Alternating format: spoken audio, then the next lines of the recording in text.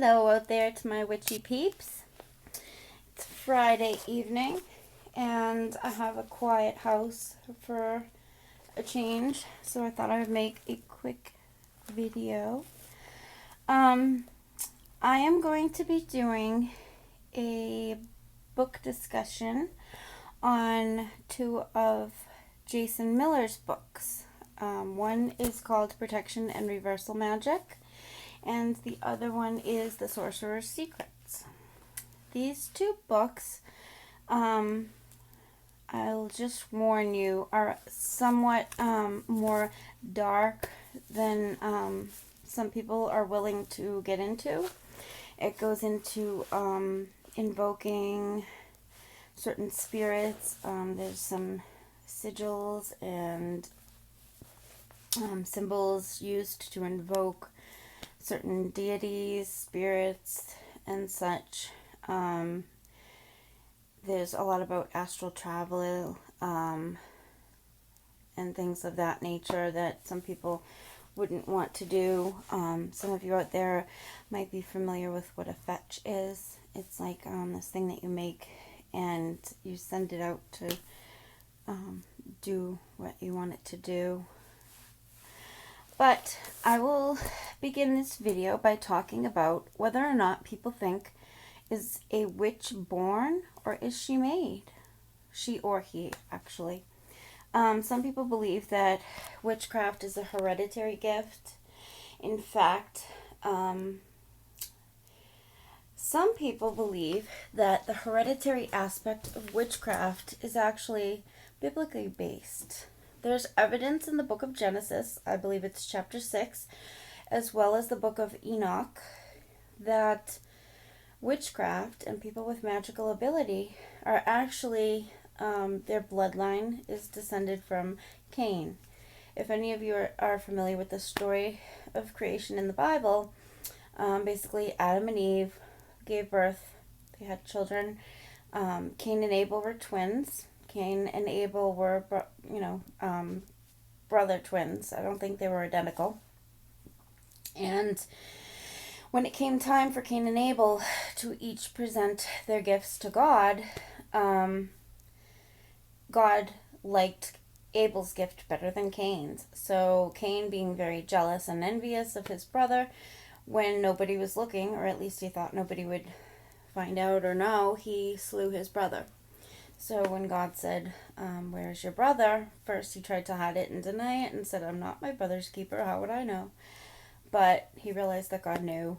God found out and cursed his seed forevermore. So basically, it is said that people that are more dark, evil, witchcrafty, thieves, murderers, and the like would be descendants of Cain. I'm not sure how all the stories and legends go, but basically those of us who find ourselves seeing spirits and having innate abilities as far as those types of things go may actually have some actual claim to it, biologically based, that our bloodline could be linked to Cain. There's actually some Italian legends that believe it also has some kind of a link to being of the bloodline of Lucifer. In a previous video on Strega, Italian sorcery, I talked about how Diana was the light and Lucifer was the dark. Lucifer was an angel cast from the Garden of Paradise, or cast from paradise, and he was he had a baby with his sister Diana. Some people believe Diana is the moon and Lucifer the sun. So these two had a child, Aradia. And some people in Italy believe that Lucifer has a mark, that when a baby is born there's a certain type of birthmark, and that means that you have a magical type of blood, because it's a deity, an angel, in your lineage. There's also some Irish legends that people with spiritual abilities or magical abilities have fae blood or fairy blood in their lineage. It's said that fairies would either rape, that's one way they put it, rape a human and have a child by them, or they would fall in love with a human, mate, and have a child. So, but anyway, more than just that, I also wanted to make an example that whether or not you have a gift, some people have a gift, an actual spiritual or magical ability, but they never come to realize it. Or if they do realize it, they never seek to enhance it or to get the training necessary to make it really amazing.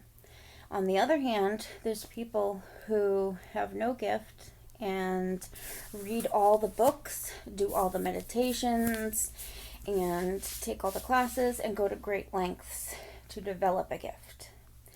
So my belief is that it's a combination of both. You can have somebody who loves music but has no musical ability, and they spend 20 years studying piano or studying an instrument, and they develop their ability to the best that it can be, to even being accomplished. But imagine somebody with an innate talent who they've never taken music lessons. They sit in front of a piano and all of a sudden they just know how to play. I actually know somebody like that. She's never taken music lessons, but she can write masterpieces. So it's like the same thing. Somebody that's interested in art. And that's the other thing. Say you're interested in witchcraft, but you haven't found your particular area of witchcraft. Some people tend to get frustrated because they do a particular type of magic and it doesn't work. Or they try to use the tarot cards and they don't work. Just like in art, there's some people who paint with oil colors, some people who sketch, other people finger paint, some people make things out of stone, some people are wood artists, they carve wood into beautiful, beautiful things. Some people make functional things like tables and beds. Other people are clay workers. They work with clay and make beautiful statues and things. So just like there's different forms of art and different musical instruments, each person may have a different area where they're gifted at. So that's why it's important, I think, to explore everything. If you have an interest in a particular thing like witchcraft, you need to just learn a little bit about all of it until you find the thing that you click with. Yeah. So I think that even if you only have a little talent, it's possible to develop it into more. And I also think that some people out there have talents that they don't even realize. And they just haven't implemented their talent yet. So, just a little idea. I wrote this down. The example here that I wrote down was, imagine a man and a boulder, right? The man already has a large frame. He's built. That's his genetics. He goes to the gym every day and lifts weights. That's his training. But then somebody hands him a lever and they show him how to use it, how to put it under the stone and use the lever to help his strength to move the boulder. So the tool and the knowledge on how to use the tool, this is the gift times the development plus the skillful implementation will equal success. So just like anything in magic, the same thing. If we have the gift and the skill, we get the tools that we can obtain. We read and we get the knowledge, take the classes, and all of these things put together is what's going to make a successful outcome. We don't necessarily need all the herbs and the tools, but they help. They help to do it quicker, faster, stronger, and all of those things. So, good luck exercising your magical abilities. Till next time.